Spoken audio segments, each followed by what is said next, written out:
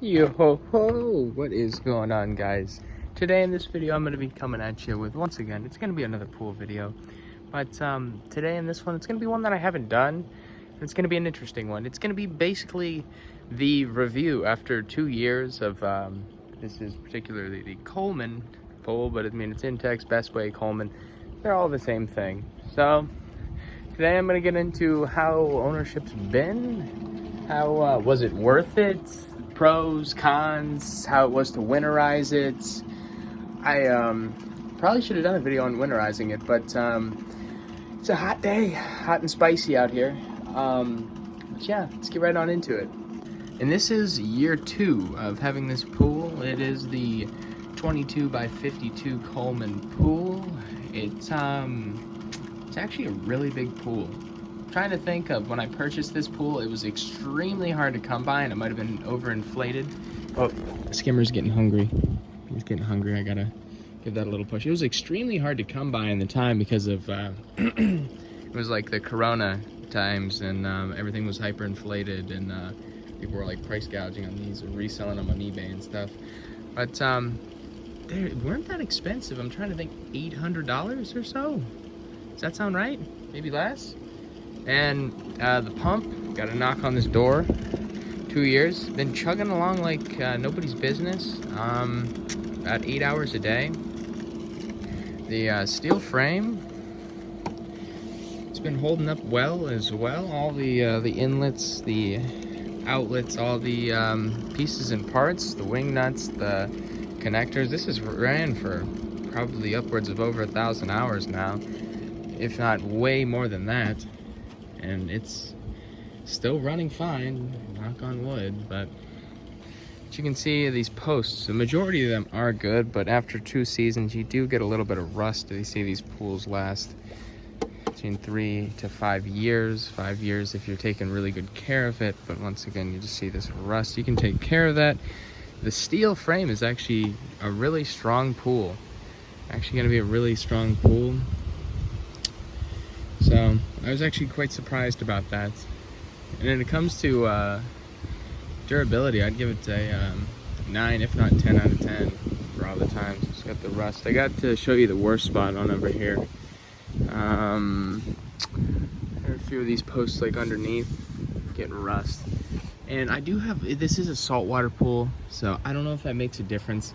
I saw a few posts. I don't know if it's legitimate or not, or if it's this or that, but they say saltwater pools can rust your steel frame, and they can shorten the lifespan of your steel frame pool compared to just being a chlorine only pool. But saltwater has worked a lot better in my opinion, but it is still in good shape. The vast majority of the posts still look good as new, still feel very firm, very sturdy,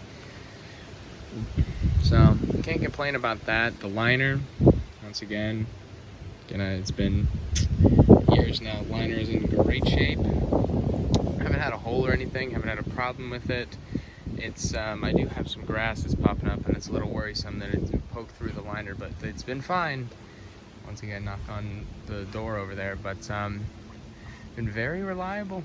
Like I can't believe that you can really get this product for only $800. Maybe you could get it cheaper. They have the 18 by 48 and the 52 by 22. So yeah, and I mean, as you got all your other things. Like I don't change the filters very often. Like I mean, I do change, like clean them. I have the cleaning video on my channel. You've probably seen that if you're watching this. So when it comes to like winterizing and pH and blah blah blah, and like all the taking care of it and buying like extra stuff, like the money in compared to the enjoyment, compared to the quality of any of these Bestway, Coleman, Intex, really some nice bang for your buck if you're asking my opinion on that. That's probably why you clicked on this video. So and you might be able to tell, but the beard is a lot shorter as we come back later on in the video. That's because it's a different day. Sometimes you just pack it up for the day and you come back. But talking about notable things that, in my opinion, that you should have.